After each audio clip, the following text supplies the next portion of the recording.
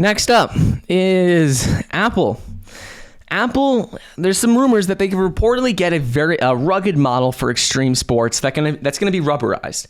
And right now, their Apple Watch, they don't have any model that's specifically, really designed for extreme sports, a lot of outside activity, because they have stainless steel or some sort of metal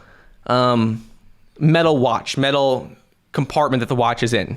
And right now they're calling this the Explorer Edition. It's still a rumor, but they're calling this the Explorer Edition inside of Apple. And this rugged variant of the Apple Watch is going to be similar to the one seen on the Casio G-Shock models, according to Bloomberg.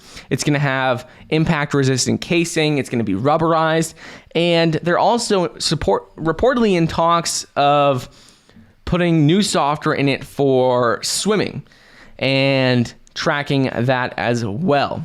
So this will be a pretty big deal. A lot of people like Apple Watches. A lot of people use these when they exercise all during the day. And for people who are more active, having something that's rubberized, while it's going to, change the look completely, it would be much better. You're not going to worry about it getting scratched or falling or anything like that, because it would have this rubberized casing. And that would be, me personally, I would like to have a rubberized casing instead of just the metal casing they currently have, whether that's, stainless steel, aluminum.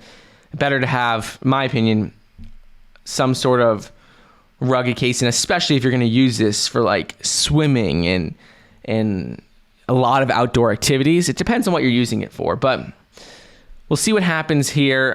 Apple, they are the leader in global wearable shipments. Q4 of 2020, they had about 36.2% of all of those shipments, and we'll wait and see what happens. It's reportedly called Explorer Edition inside of Apple, and this is going to be like a rubberized casing for extreme sports, just a more rugged model.